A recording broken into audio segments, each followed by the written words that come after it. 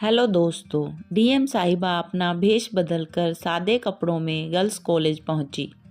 Professor उन्हें पहचान नहीं पाया और डीएम साहिबा को अकेले देखते ही कर दिया बड़ा कांड। सच्चाई सुनकर आपके होश भी उड़ जाएंगे। दोस्तों, घटना की शुरुआत होती है हरियाणा के रोहतक जिले से, जहां सुरेश जी नाम का एक व्यक्ति रहता है। सुरेश जी के परिवार में उनकी एक पत्नी और 2 बेटियां होती हैं, जिनका नाम स्नेहा और प्रियंका होता है। दिनेश जी का एक सपना होता है कि वह अपनी बच्चियों को पढ़ाई में कभी भी कोई बाधा आने न दे और बच्चों को पढ़ा लिखा कर बहुत अच्छे इंसान बनाना चाहते थे, इसलिए वह बहुत मेहनत करते थे। सुरेश जी की किराने की दुकान थी, उनकी आर्थिक स्थिति ठीक ठाक थी। अपने परिवार का वह बहुत अच्छे से ध्यान रखते थे। बेटियों को एक अच्छे कॉलेज में पढ़ाते थे, जिस स्नेहा और प्रियंका का भी बचपन से ही पढ़ाई लिखाई में बहुत अच्छा ध्यान होता है। प्रियंका की उम्र 25 वर्ष थी। प्रियंका अपने कॉलेज की पढ़ाई समाप्त कर चुकी थी और प्रियंका का एक सपना था पुलिस अफसर बनने का, इसलिए वह यूपीएससी की तैयारी स्टार्ट कर देती है। स्नेहा की उम्र अभी 21 वर्ष थी, तो वह डॉक्टर बनना चाहती थी और वह अभी कॉलेज की पढ़ाई उसकी चल रही थी। दोनों बहनें जीवन में बहुत मेहनत कर रही हैं और वह दोनों चाहती थी कि वह अपने पिता का सर गर्व से ऊंचा करे। एक दिन स्नेहा अपने कॉलेज की पढ़ाई समाप्त करने के बाद अपने कॉलेज की लाइब्रेरी में रुककर कुछ किताबें ढूंढ रही थी। उस समय कॉलेज से लगभग सभी लड़कियां और सभी प्रोफेसर जा चुके थे। स्नेहा को कुछ किताबों की जरूरत होती है, इसलिए वह देर तक रुककर लाइब्रेरी में किताबें ढूंढ रही होती है। तभी स्नेहा के कॉलेज का एक प्रोफेसर, जिसका नाम साजन होता है, वह आ जाता है और आकर पूछता है कि लाइब्रेरी में अकेले क्या कर रही हो। स्नेहा साजन को प्रणाम करती है और कहती है, सर मैं यहाँ पर कुछ किताबें लेने आई हूँ, उन्हीं की तलाश कर रही हूँ। साजन नेहा को कहता है, मैं किताबें ढूंढने में तुम्हारी मदद कर देता हूँ, और वह उसके साथ किताबें ढूंढने में उसकी मदद करता है और गलत तरीके से नेहा को देखने लगता है और जानबूझकर उसे धीरे धीरे छूने लगता है। स्नेहा को यह सारी बातें अजीब लगती है और वह लाइब्रेरी से बाहर आने लगती है। जानबूझकर उसे धीरे धीरे छूने लगता है। यह सब स्नेहा को बहुत अजीब लगता है और वह लाइब्रेरी से बाहर आने लगती है। तभी साजन उसका हाथ पकड़कर कहता है कि तुम कहाँ जा रही हो? मैं तुम्हारी किताबें ढूंढने में मदद करूँगा। यदि तुम मेरी सारी बातें मानोगी और मेरा साथ दोगी तो मैं तुम्हें परीक्षा में भी सहायता करूँगा, पूरे कॉलेज में पहला नंबर दिलवा दूंगा। लेकिन स्नेहा साजन से विनती करने लगती है कि सर मुझे जाने दीजिए, मेरे घर वाले मेरी प्रतीक्षा कर रहे हैं। लेकिन साजन उसका हाथ कसकर पकड़ लेता है। स्नेहा जैसे तैसे छुड़ाकर वहां से भाग जाती है और तभी साजन कहता है कि तुमने अगर ये किसी को बताया तो मैं तुम्हें कक्षा में फेल कर दूंगा, तुम्हारा करियर बर्बाद कर दूंगा अगर तुमने किसी को यह बात बताई तो, और जो तुम्हारा सपना है डॉक्टर बनने का, वह केवल एक सपना ही रह जाएगा। तो तुम पुलिस के पास जाने की गलती भी मत करना, क्योंकि तुम्हारे पास कोई सबूत नहीं है, और अगर तुमने मुझ पे आरोप लगाया तो मैं तुम्हारे परिवार पर मानहानि का केस कर दूंगा, तुम्हारे पूरे परिवार को बर्बाद कर दूंगा।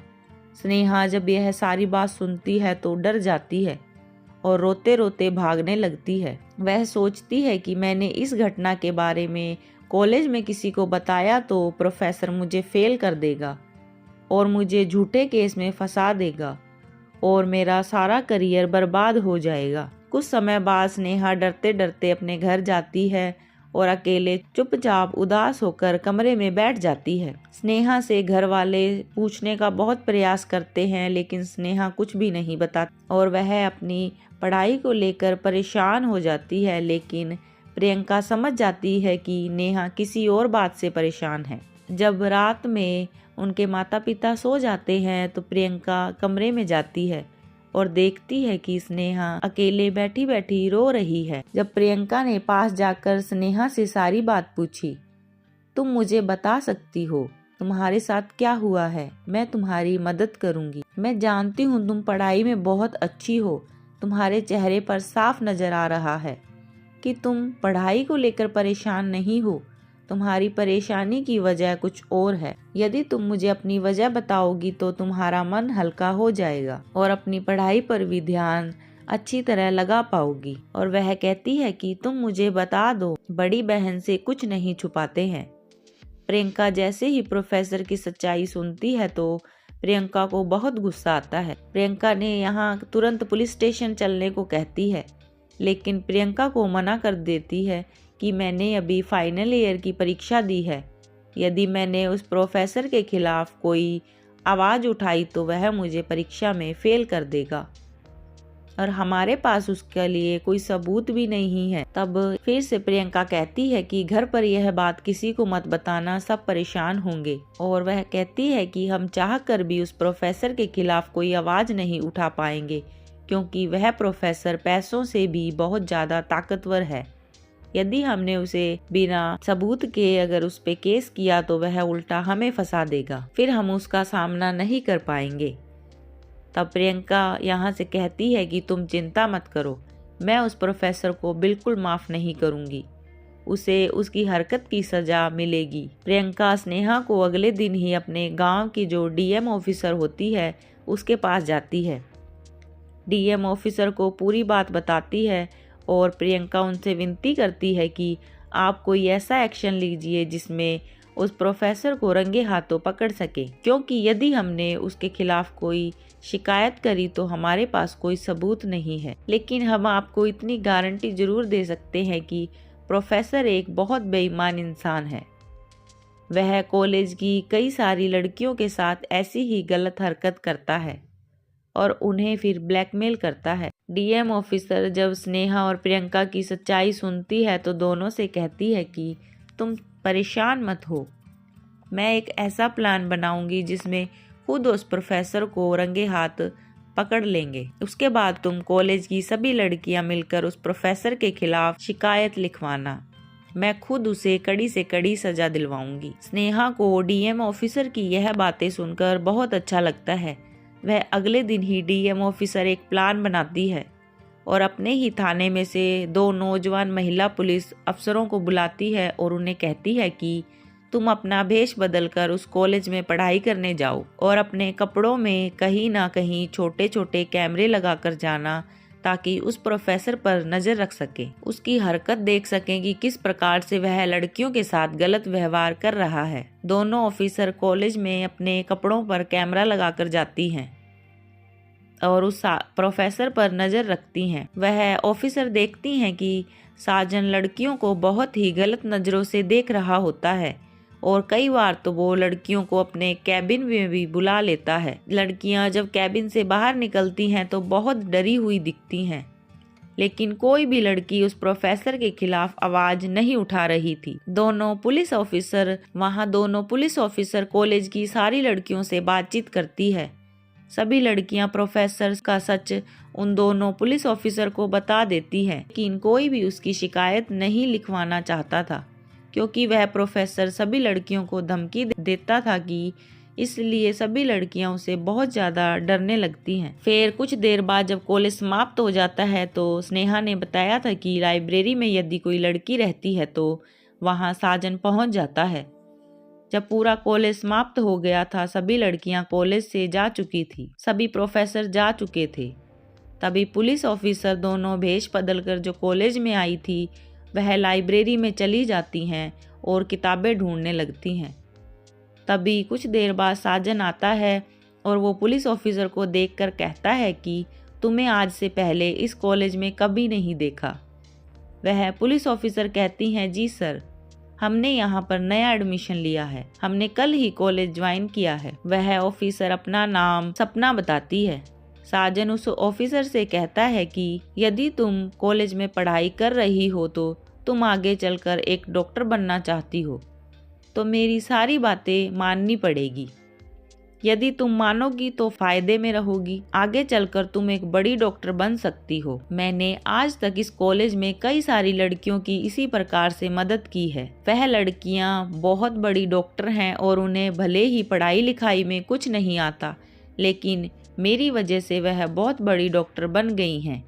मुझे तुम बहुत अच्छी लगी हो, इसलिए मैं तुम्हें एक बड़ा मौका दे रहा हूँ। इतनी बातें सुनकर पुलिस ऑफिसर कहती हैं कि सर, मुझे आपकी कोई भी बात समझ नहीं आ रही। साजन उस ऑफिसर का हाथ पकड़ लेता है और गलत व्यवहार करता है। सपना चिल्लाने लगती है कि मुझे यहाँ से जाने दो, मुझे आपकी सहायता की आवश्यकता नहीं है, मैं खुद पढ़ाई कर परीक्षा पास कर लूँगी।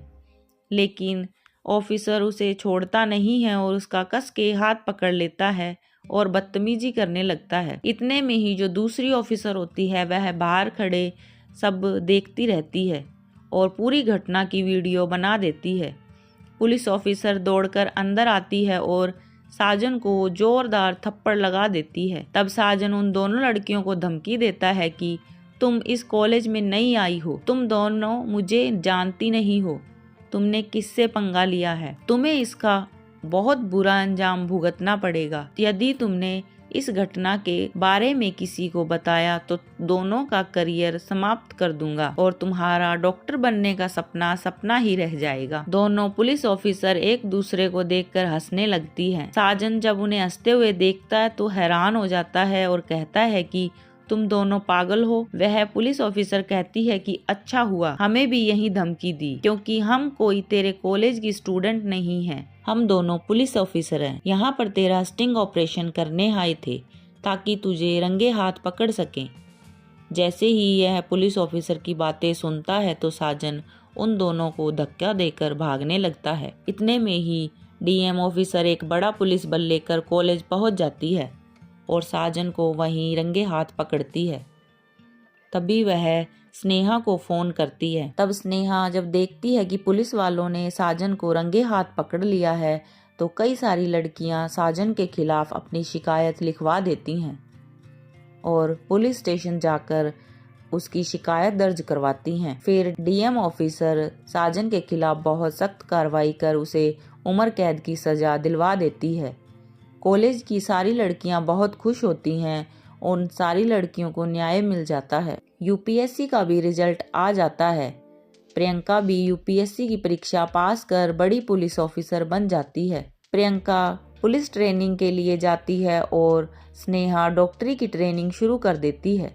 दोनों ही लड़कियां सफल हो जाती हैं और गांव और परिवार बहुत खुश होते हैं। अब प्रियंका भी पुलिस ऑफिसर बन जाती है। वह अपने गांव आती है और अपनी बहन स्नेहा को लेकर अपने गांव के जो डीएम ऑफिसर होती है, जिन्होंने साजन को पकड़ने में मदद करी थी, उनके पास जाकर उनका धन्यवाद करती है। डीएम ऑफिसर ने यहाँ प्रियंका को पूरे गांव वालों के सामने सम्मानित करती है, क्योंकि उन दोनों ही बहनों ने अन्याय के खिलाफ आवाज उठाई थी। सभी गांव वालों को स्नेहा और प्रियंका पर बहुत गर्व महसूस होता है। दोस्तों, आज भी हमारे देश में ऐसी कई सारी गलत घटनाएं हो रही हैं जिन्हें लोग चुपचाप सहन कर रहे हैं। दोस्तों, यदि हम थोड़ी सी भी हिम्मत दिखाकर, थोड़ी जागरूकता दिखाकर प्रियंका की तरह होशियारी से अन्याय के खिलाफ आवाज उठाएं तो हमारे देश में हो रहे इस प्रकार के अन्याय को बंद होने में ज़्यादा समय नहीं लगेगा। लेकिन हमारे देश में छोटे मोटे गांव हैं जहां पर कुछ गरीब लोग इस प्रकार की धमकियों से डर जाते हैं और अन्याय के खिलाफ आवाज़ नहीं उठा पाते थे। उन दोनों से मेरा यही कहना है कि यदि आपको कहीं पर भी कुछ गलत होता दिखे तो आप उसके खिलाफ आवाज़ ज़रूर उठाएं, क्योंकि दोस्तों, सच को कितना भी दबाया क्यों ना जाए, अंत में जीत केवल सच की ही होती है। दोस्तों, अगर वीडियो अच्छा लगा हो तो लाइक करें और हमारे चैनल को सब्सक्राइब जरूर करें। धन्यवाद।